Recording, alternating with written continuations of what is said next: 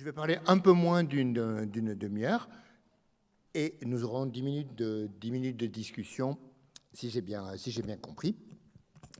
Je suis ravi de participer à cette journée sur le thème sport et vieillissement. Je suis très concerné par les deux sujets, en fait, très motivé. Et vous m'avez proposé un thème de réflexion, l'échec.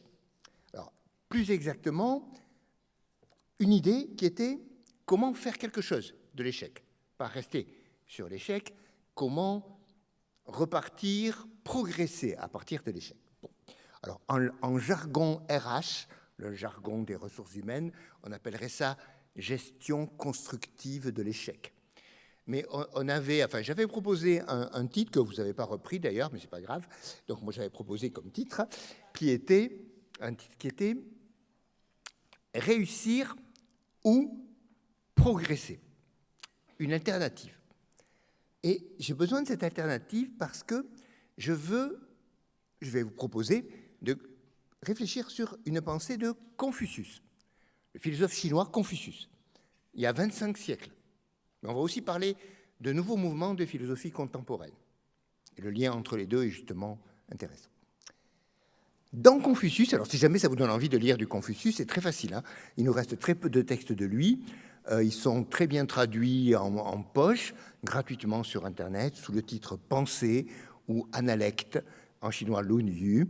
Et vous allez trouver très facilement, c'est des petits textes très faciles. Dans l'organisation habituelle, c'est au chapitre 15, normalement le numéro 29.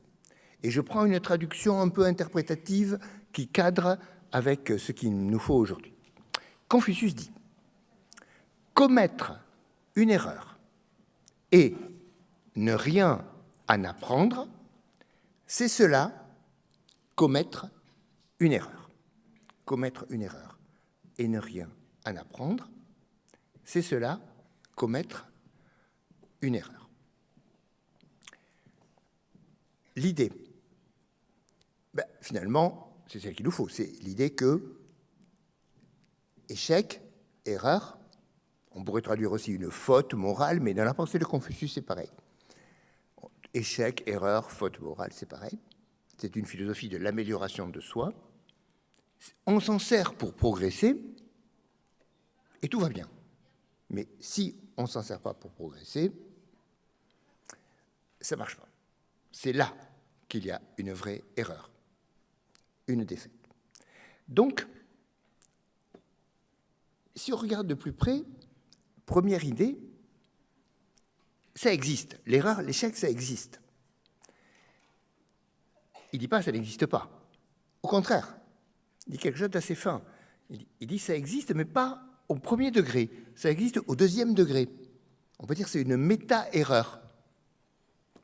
C'est dans la gestion de l'erreur qu'on commet une erreur, pas en commettant l'erreur. Bon, ça devient un peu abstrait, alors je vais prendre des exemples concrets. J'aime beaucoup les exemples concrets. J'essaie de faire quelque chose. Je veux faire quelque chose. Je prends une palette d'exemples très diversifiés. J'essaie de faire quelque chose, par exemple, courir une demi-heure, ou arrêter de fumer, ou endormir un bébé qui pleure, ou faire griller des brochettes. Bon, restons là. Il y a deux cas possibles. On va simplifier un peu. Deux cas possibles. Premier cas, ça marche. Je réussis. Réussite. Dans ce cas-là, c'est fini. On passe à la suite. Activité suivante, on mange des brochettes, ce que vous voulez. Bon. Cas intéressant pour nous, ça rate. Échec dans cette activité. Et là, deux attitudes, deux postures possibles. Première posture, je râle, je m'énerve, éventuellement c'est compatible, je désespère, j'accuse tous les autres, c'est forcément la faute des autres, et résultat, j'ai rien appris, j'ai rien compris. Et deuxième possibilité, celle qui nous concerne évidemment, je vais mettre à profit cet échec, cette erreur, pour progresser. Bon, Voilà l'idée. Alors là, quelque chose s'impose. Hein. Je ne vais pas faire semblant de ne pas le voir. Quelque chose s'impose. C'est facile à dire. C'est facile à dire. Mais c'est difficile à faire. Donc la question, ce n'est pas de le dire. Il m'a fallu 5 minutes pour le dire. La question, c'est comment on fait pour le faire. Comment on fait pour le faire? Quelles sont les conditions, les mécanismes pour le faire? C'est de ça que je vais essayer de parler. Comment on fait pour progresser à partir des échecs? Alors, un peu d'analyse philosophique permet d'avancer, et il y a un mot à analyser là-dedans. Il y a un mot qui ne va pas, pour l'instant. C'est progresser. Il faut analyser progresser. Qu'est-ce que ça veut dire, progresser? C'est relatif, progresser. Ça dépend de ce qu'on veut. Progresser, c'est aller dans le bon sens, par rapport à régresser, qui est aller dans le mauvais sens. Là-dessous, il y a du latin, et le latin qui est là-dessous, c'est l'idée de chemin, d'être sur un chemin, où on va dans le bon sens et le mauvais sens. Mais pour savoir si on est dans le bon sens ou le mauvais sens, il faut avoir une direction, un sens. C'est un problème mathématique, en fait, un problème de repère mathématique, un problème d'orientation, pour savoir si on progresse dans le bon sens, ou si on reste sur place, ou si on est dans le mauvais sens. Alors ce problème d'orientation n'est pas seulement un problème mathématique, en réalité. C'est un grand problème philosophique. Le grand philosophe allemand Kant a écrit un petit texte là-dessus, génial, en 1786, un texte qui s'appelle « Qu'est-ce que s'orienter dans la pensée ?» Pour lui, ça veut dire dans la vie, s'orienter dans la vie. Donc, grand problème philosophique, mais je ne vais pas m'appuyer sur Kant, je vais m'appuyer sur Google Maps, l'application Google Maps, qui est quand même plus pratique. Donc, je suppose que vous avez utilisé Google Maps, que tout le monde sait l'utiliser, et je prends un cas précis. Utilisation de Google Maps pour se déplacer à pied dans une ville qu'on ne connaît pas. Analysons cette expérience d'une technologie ordinaire. C'est ma spécialité, les technologies ordinaires. Alors, on allume l'application Google Maps. Je pars de l'idée que tout le monde l'a fait, sinon... On allume l'application Google Maps. Qu'est-ce qui se passe? Première chose, Google Maps dit « Où va-t-on? Où est-ce qu'on veut aller ?» Il faut lui dire. Ça, c'est déjà très philosophique. Si on ne sait pas où on veut aller, il n'y a pas d'itinéraire. Hein. Et juste après, Google Maps dit normalement « Allumer la fonction localisation », si elle n'est pas déjà allumée. C'est-à-dire « Où est-on? Où est-ce qu'on est ?» Alors là, déjà, moi, je vois une grosse leçon philosophique. Savoir où on va, où on veut aller, et savoir où on est. Pas mal de problèmes dans la vie peuvent être liés au fait qu'on ne sait pas très bien où on veut aller et qu'on ne sait pas très bien où on est non plus. Je reviens à Google Maps. Une fois qu'on a dit à Google Maps où on va et qu'il sait où on est, il trace le chemin, le fameux chemin, un itinéraire. Vous savez comment c'est des petits points bleus, là, bip, bip, bip, bip, bip, et il y a une flèche. Alors, à partir de là, j'espère que certains d'entre vous sont comme moi. Moi, j'ai un gros problème psychologique, c'est que je pars systématiquement à l'envers. Systématiquement. Mais qu'est-ce qui se passe? Si vous connaissez l'écran de Google Maps, vous savez qu'il vous donne des indications. Il dit prendre avenue du Général de Gaulle à 100 mètres. Vous avancez, et puis après, il vous dit à 110 mètres, à 120 mètres. Là, ça veut dire qu'on s'éloigne, qu'on est dans le mot. Il donne le temps aussi. Il dit vous êtes à 20 minutes, puis après vous êtes à 22 minutes. Bon, ça veut dire qu'on s'éloigne. Donc, c'est réel, hein, moi je le fais tout le temps. Hein. On est dans le mauvais sens, on s'arrête, on fait demi-tour. Alors dans une rue, en général, il n'y a que deux sens. Hein. On est dans le bon sens, et on est sûr qu'on est dans le bon sens. Et d'ailleurs, on vérifie, le temps diminue, la distance diminue, et voilà. Alors certes, on a fait quelques pas en trop, mais on a trouvé tout de suite, et à coup sûr, la bonne direction. Et comparé avec la prise de tête pour savoir dans quel sens il faut partir. Alors moi, plus je réfléchis, plus je me trompe. Non, c'est humiliant. Mais quand on est à un carrefour, savoir dans quel sens est l'avenue. Puis parfois, Google Maps dit « prendre la rue Gambetta, direction nord-ouest ». Oui, mais c'est où le nord-ouest? Bon, donc, réfléchir à ça, c'est vraiment très compliqué. Alors que partir dans n'importe quel sens, c'est même pas la peine de réfléchir. Je pars dans un sens et puis je regarde. Les chiffres augmentent ou ils diminuent? Un peu moins d'une fois sur deux. Je suis dans le bon sens, donc réussite, donc tout va bien, on passe à l'activité suivante. Et un peu plus d'une fois sur deux, les chiffres augmentent, je m'éloigne, donc je suis dans le mauvais sens, donc je fais demi-tour. Ça, en mathématiques, s'il y a des scientifiques parmi vous, on adore en mathématiques et en informatique. C'est une méthode simple, rapide et qui réussit à tous les coups. On adore. Donc c'est comme ça qu'il faut faire. C'est pas la peine de réfléchir. On trouve la bonne direction comme ça, avec Google Maps. Alors, à partir de cet exemple, il y a encore quelque chose de dérangeant qu'on est obligé de voir, c'est de dire, oui, mais la vie n'est pas un chemin, la vie n'est pas un itinéraire comme Google Maps. Bon, d'accord. Déjà, c'est pas sûr, parce que cette image du chemin, Dao en chinois, la voie, V-O-I-E, du taoïsme, c'est utilisé quand même, cette image du chemin, par toutes les philosophies de la sagesse. C'est une très bonne image, en fait. Mais juste, il faut l'interpréter. Qu'est-ce que ça veut dire, cette image du chemin de la vie sur lequel on progresse? Bien sûr que c'est une image. Il faut l'interpréter autrement que par Google Maps. La notion, pour l'interpréter, il faut la réanimer. C'est des notions. Aujourd'hui, la philosophie contemporaine réanime certaines notions qu'on a peut-être un peu oubliées ou banalisées. La notion de projet et de projet de vie. Le chemin, c'est un projet de vie. Chemin de vie, projet de vie. Réanimer la notion de projet et la notion de projet de vie. Alors, je crois qu'on utilise la notion de projet de vie, mais il ne faut pas l'utiliser uniquement dans le médico-social, il ne faut pas l'utiliser uniquement dans les soins palliatifs ou dans les EHPAD, comme pour se raccrocher à la vie en ayant encore un projet de vie. Tout le monde a besoin d'un projet de vie.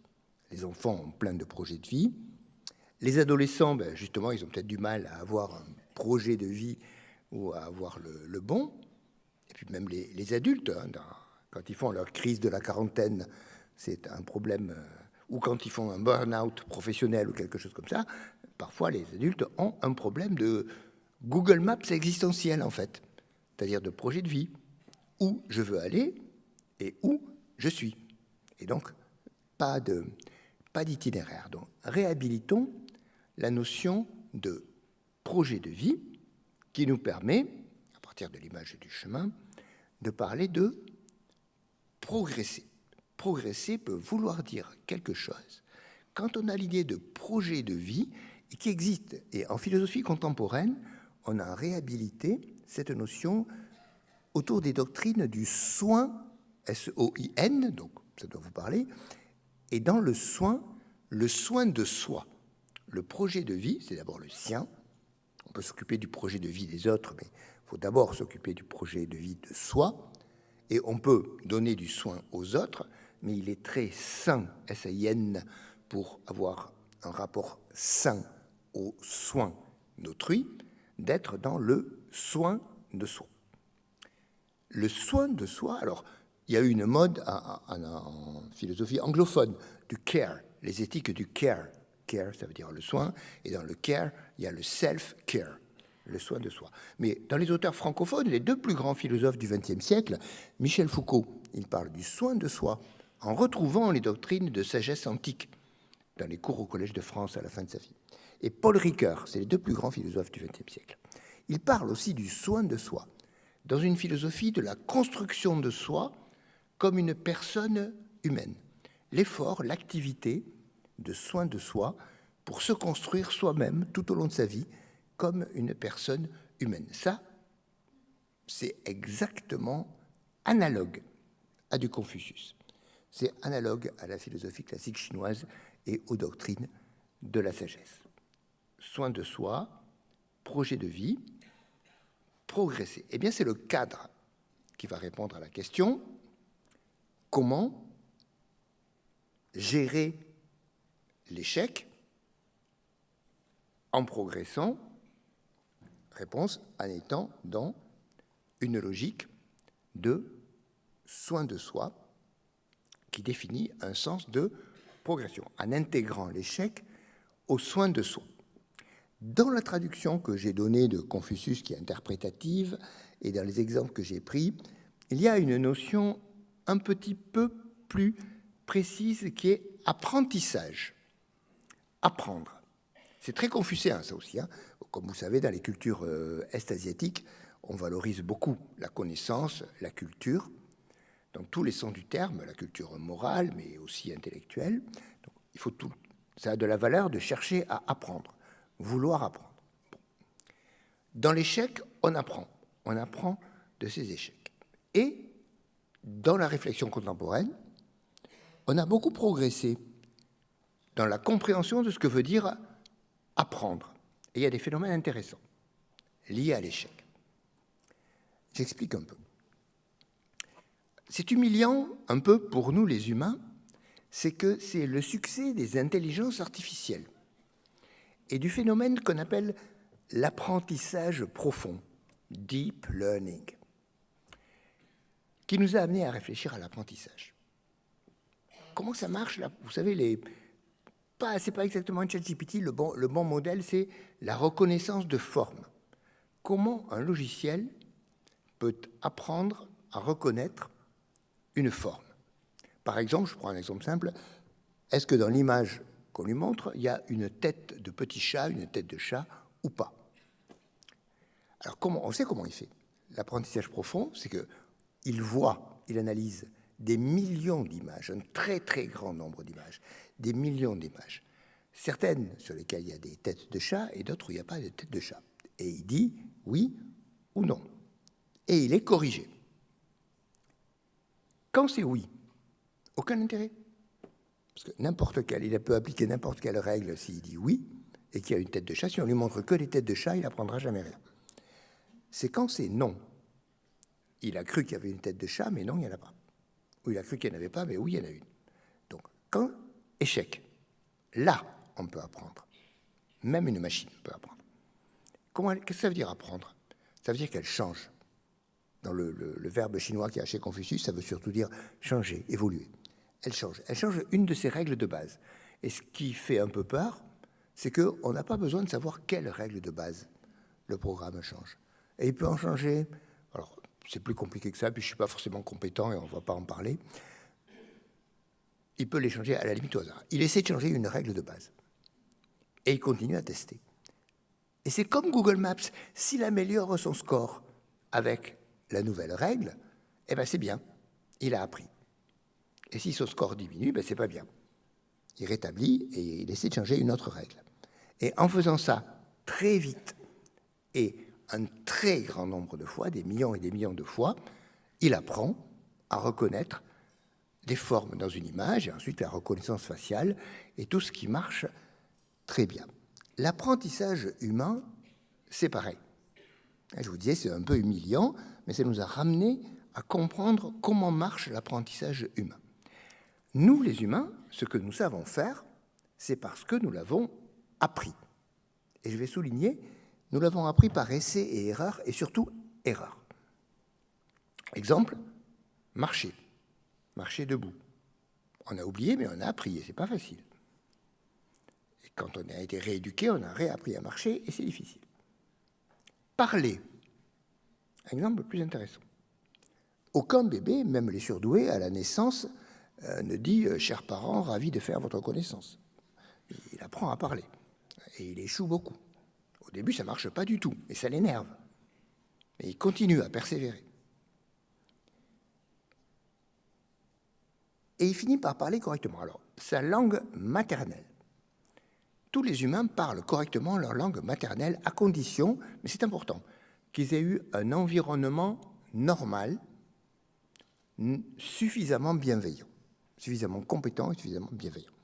Ils parlent leur langue maternelle. Comment ils l'ont apprise? En se trompant. Je prends un exemple précis. Supposons, on est majoritairement francophone, j'imagine, dans cette salle.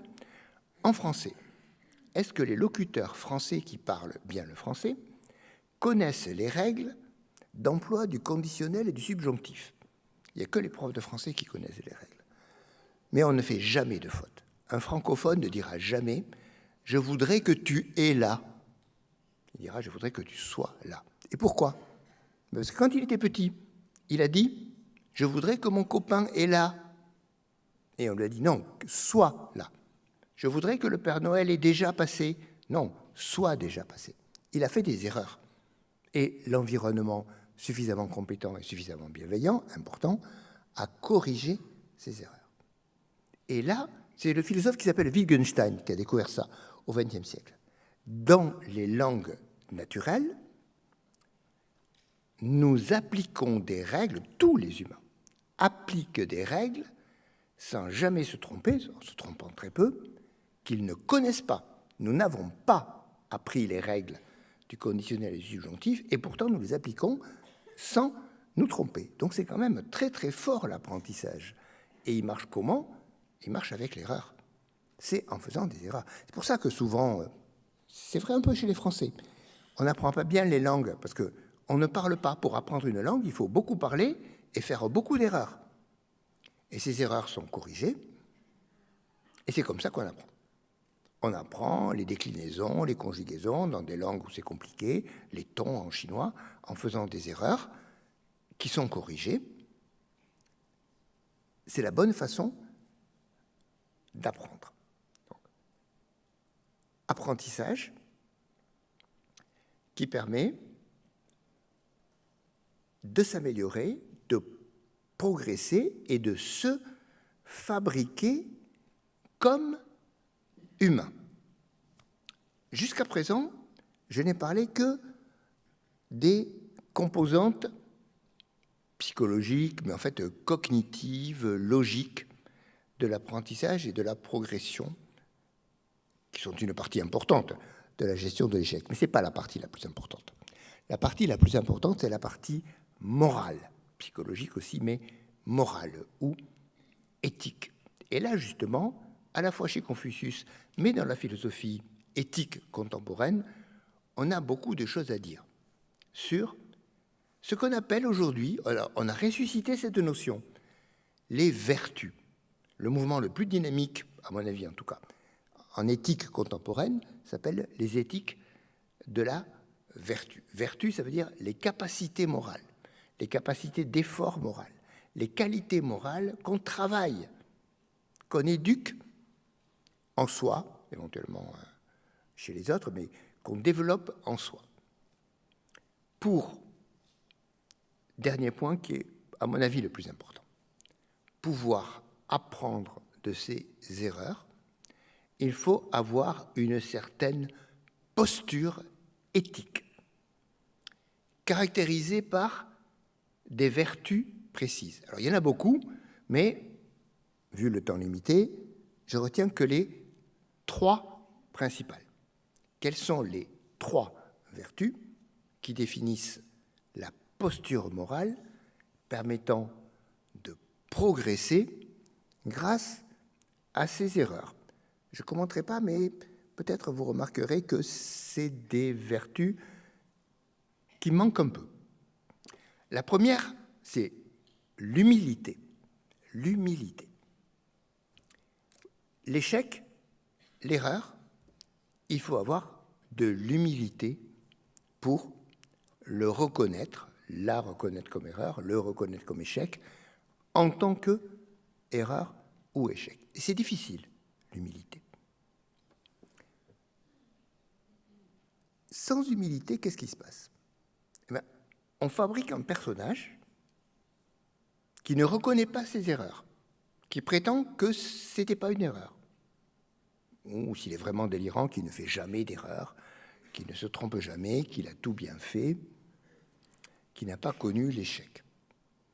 C'est-à-dire, il dissimule l'erreur, il se dissimule l'erreur. Ça a des conséquences. Alors, une première conséquence, c'est qu'il se ridiculise, parce que ça se voit. Ça se voit. Les gens qui ne veulent pas reconnaître leurs erreurs, ils sont ridicules en réalité. Deuxième conséquence, il rate l'occasion de progresser, puisqu'il ne reconnaît pas l'erreur. Quand on n'a pas l'humilité de reconnaître les erreurs, de dire, bon, ben, mes brochettes, elles sont ratées, elles ne sont pas bonnes, un truc qui ne va pas, donc je vais les faire autrement. on rate l'occasion de progresser et de s'améliorer. Et même plus grave, on s'enferme dans ce personnage qui, par manque d'humilité, ne reconnaît pas ses erreurs. Et donc, on devient de plus en plus menteur et de plus en plus agressif. Toute ressemblance avec des personnages réels serait entièrement volontaire. Première qualité, donc, l'humilité. Deuxième qualité, deuxième vertu, la rationalité. C'est une vertu morale, la rationalité, en fait. Il y a une éthique de la rationalité. Ce serait agaçant qu'on perde cette idée. Il y a une éthique de la rationalité, une éthique du savoir, du minimum de culture, du minimum de réalisme. Quand on en manque, qu'est-ce qui se passe? C'est pas seulement l'erreur ou l'échec, c'est on se laisse emporter par des idéologies, par des réactions passionnelles, émotionnelles. Confucius était exactement le contraire de ça. Il valorisait le savoir, la rationalité. Et nous, les modernes, nous valorisons en plus l'esprit critique, le réalisme, même la rationalité scientifique, qui est une vertu, en réalité, qu'il faut savoir assumer comme vertu, comme exigence morale de rationalité. Et donc, quel rapport avec l'erreur et l'échec? Eh bien, c'est qu'il faut chercher à comprendre. C'est qu'on ne peut pas accepter d'en rester là. Il faut questionner avec esprit critique pour comprendre. On ne peut apprendre que si on fait l'effort de comprendre en ayant une exigence de rationalité et en ne se réfugiant pas dans des explications idéologiques, émotionnelles, genre c'est la faute des autres, de la société, etc. Et troisième et dernière vertu, non la moindre, liée aux deux précédentes, le courage. Foucault parlait de ça. Ces derniers cours sont sur le courage de la vérité. Alors, nous, dans notre système-là, c'est un rapport avec les deux autres vertus. Le courage de l'humilité. L'humilité, ça demande du courage. Et le courage de la vérité, de la rationalité, je viens de le dire, ça demande du courage. Le courage d'assumer la réflexion, l'esprit critique, après avoir eu le courage de reconnaître l'erreur avec humilité. Ce courage, il se rassemble dans l'idée, courage, c'est de la volonté, ça relève de la volonté en psychologie morale. Ça se rassemble dans l'idée de volonté de progresser. Pour progresser, il faut avoir la volonté de progresser. Et peut-être que l'absence de volonté de progresser, elle est une absence de courage. Que développer la vertu de courage, c'est aussi développer, avec tout ce qui va avec, humilité, esprit critique, rationalité, effort, etc. Développer le courage, c'est développer aussi la capacité de progresser, l'envie de faire l'effort de progresser. Et donc, je termine, un ensemble de vertus qu'on peut compléter, qu'on peut développer en discutant sur des exemples, si ça vous intéresse, qui constitue le système des conditions, alors internes et morales, puis il y a aussi des conditions externes et d'environnement, pour pouvoir progresser à partir de ces échecs. Et donc, nous avons interprété l'idée de Confucius, qui est finalement une alternative entièrement positive. Ou bien on progresse parce qu'on a réussi, très bien, ou bien on progresse parce que, d'accord, on a échoué, mais on a été capable d'utiliser cet échec pour progresser. Merci de votre attention. Merci beaucoup. Merci beaucoup, Michel Puech, pour cette intervention. Mesdames, Messieurs, s'il y a des questions dans la salle, n'hésitez pas à lever la main. Donc, Michel est encore là pour une petite dizaine de minutes donc, pour répondre à vos interrogations sur tout ce qui vient d'être dit. En tout cas, merci beaucoup. Alors, y a-t-il des questions dans la salle? Monsieur, oui.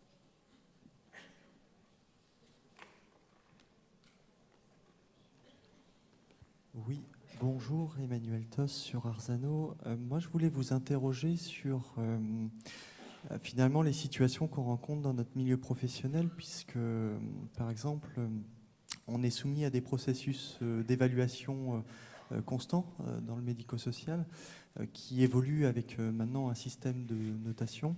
Et finalement, on ne parle pas non plus de la contrainte, parce qu'il y a la norme, ce que l'État souhaite. Et puis après, il y a la contrainte que l'État peut y mettre, par exemple une contrainte financière ou une contrainte d'investissement selon les sujets. Et comment est-ce qu'on peut finalement travailler la question de la leçon d'échec avec les contraintes que j'essaye de vous évoquer, puisque ça n'a pas été mis dans vos propos? Je ne suis pas sûr d'avoir compris, mais vous allez m'expliquer et me dire si j'ai compris. Le lien entre contrainte et échec. Donc vous voulez dire, quand on est dans un environnement, je vais élargir un peu, quand on est dans un environnement sous contrainte externe, bon, que ce soit l'État ou les parents ou l'institution, moi aussi je suis dans une institution qui me met des contraintes, hein, ou autre, ou le système économique, tout simplement. Hein. Les clients, c'est des contraintes, hein. Les financiers aussi. Bon.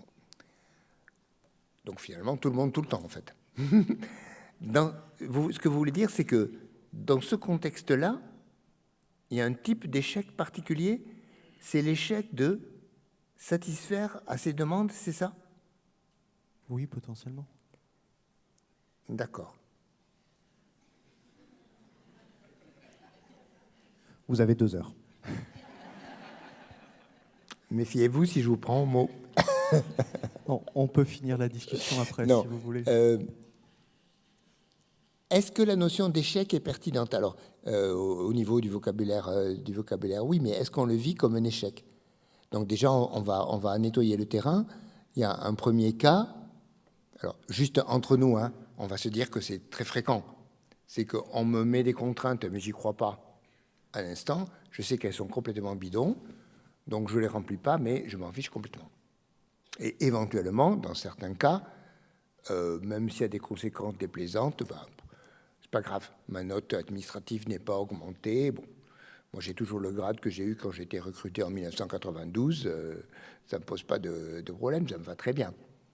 Et donc, je vais pas approfondir échec, mais contrainte. Le mot contrainte, il me semble que c'est plutôt ça qu'il faudrait travailler. C'est-à-dire relativiser beaucoup la contrainte, ça va permettre de dire c'est pas exactement échec. Les demandes, plus ou moins impératifs, les cadres, et vous avez employé le mot qui est devenu... c'est incroyable que ce mot soit devenu négatif. Le mot norme. On l'emploie depuis longtemps en philosophie. Les normes, c'était un mot entièrement positif. Comprendre les normes sociales, etc. Bon, vous pouvez dire, oui, ça limite, mais quand même, mais aujourd'hui, norme, c'est un mot politique contestataire. Incroyable. Contrainte, ça l'était déjà. Donc, évidemment que ça, c'est négatif. Mais à quel point négatif? Et est-ce qu'on ne peut pas, alors un peu dans une logique de philosophie chinoise ou d'arts martiaux, est-ce qu'on ne peut pas esquiver, neutraliser, dévier, plutôt que de affronter? C'est-à-dire, bon, je vois un peu, je suis aussi fonctionnaire depuis toujours, à quoi ressemble votre métier. On reçoit une circulaire qui nous demande de faire quelque chose. Si on prend ça à la lettre, en disant mais on ne peut pas, on n'a pas les moyens, ou j'accepte pas de le faire, eh ben, on va y passer ces journées. Hein. C'est pas comme ça qu'on fait. En fait, on dit ben, comment je vais esquiver, comment je vais négocier, comment je vais adapter pour que ça passe quand même, c'est-à-dire pour gérer la contrainte. Et là, il va falloir inventer une autre notion que l'échec. Comment est-ce que nous gérons toutes les contraintes qui pèsent sur nous de manière à pouvoir continuer à progresser. Et donc, l'idée qu'il faudrait développer dans la logique de ce que j'ai dit, et si j'ai bien compris votre question, c'est comment progresser dans un contexte de contrainte. Oui, je ne pense pas qu'on a le problème de l'échec dedans, parce qu'en fait, l'échec, on ne va pas le reconnaître. Ce n'est pas un échec. Moi, on me demande des choses qui sont complètement impossibles. On me livre des élèves, des étudiants de première année analphabètes, au sens technique du terme. On me demande de leur expliquer Heidegger. Je ne vais pas dire « Ah, j'ai échoué ». Je vais réfléchir.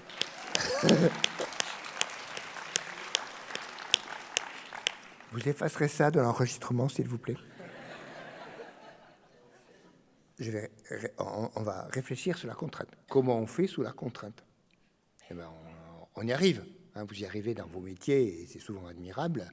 Et l'immense majorité des profs arrivent aussi à faire dans des conditions où ils ne peuvent pas. Si on devait parler d'échec, il y aurait échec tout le temps. Et justement, je crois qu'il faut réfléchir. Donc, excusez-moi, j'ai été beaucoup trop long dans ma réponse, mais vous m'aviez dit 2 heures quand même. Hein.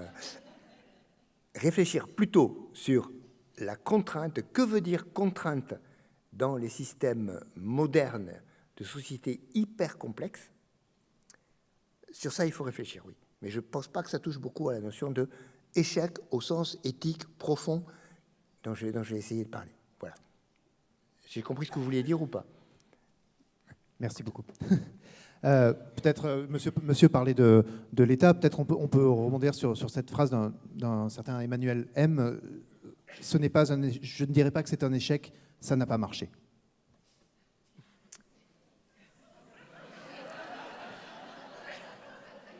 Bien. Donc nous avons une dernière question. Grand sourire. Bonjour, donc Emmanuel Chignon, directeur d'EHPAD sur Bordeaux.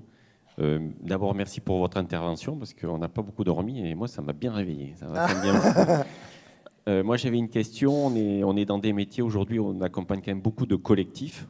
Voilà, on accompagne des équipes. Ces équipes, elles mènent des projets et puis des fois, ces projets sont des échecs. Donc moi, la question, c'était est-ce que les vertus que vous avez développées, qui sont quand même des vertus individuelles, on peut les porter au niveau d'un collectif ou pas? Et si oui, voilà comment. Et est-ce qu'il y en a d'autres pour les porter au niveau d'un collectif? Voilà, cette gestion de l'échec. Merci. Aïe, une bonne question philosophique. C'est le lien entre individuel et collectif. C'est un vraiment très, très, très, très bon problème. Alors, en 1 minute,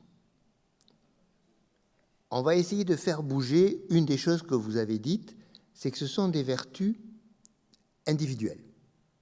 Alors, de plus en plus, c'est pas mes idées à moi, mais globalement, on relativise cette idée de vertu individuelle. L'humilité, c'est pas mon humilité. Ça concerne beaucoup les autres. L'humilité, notamment d'un manager, ça concerne beaucoup plus les autres que lui, en fait. Le courage, la rationalité, puis plein d'autres vertus, l'honnêteté, etc., c'est collectif. Donc, la première idée, c'est de dire, c'est d'ailleurs très confucéen, en même temps que éthique contemporaine, l'individu, c'est lui qui fait le collectif. Et l'individu en situation de responsabilité, il fait plus encore le collectif que les autres. Donc, quand c'est une équipe qui est dans un projet, on retrouve, je reprends la notion, quand le projet est le projet d'une équipe, les vertus individuelles du manager, mais aussi de tous les participants, et je veux vraiment dire de tous, donc dans notre contexte, les soignants comme les patients, les personnes prises en charge aussi, mais aussi l'environnement socio-économique, l'environnement de régulation publique, etc., environnement juridique éventuellement, tous les environnements. Si il y a une distribution des vertus qui permettent de progresser partout, on crée le collectif. Mais l'une des évolutions de la philosophie contemporaine, avec laquelle on a le droit de ne pas être d'accord. Et la majorité, je crois, des gens ne sont pas d'accord. Mais moi, si. c'est l'idée suivante. On a trop insisté sur le collectif.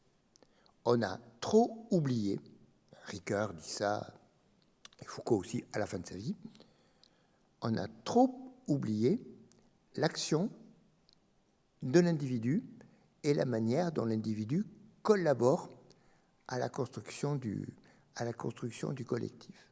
Donc, je ne sais pas, vous me direz si ça répond à votre question, la gestion d'un problème collectif comme l'échec du collectif, c'est une sorte de sommation, pas juste une addition passive, mais une synergie, une fait de travailler ensemble des capacités individuelles d'humilité, courage, rationalité, etc., à gérer.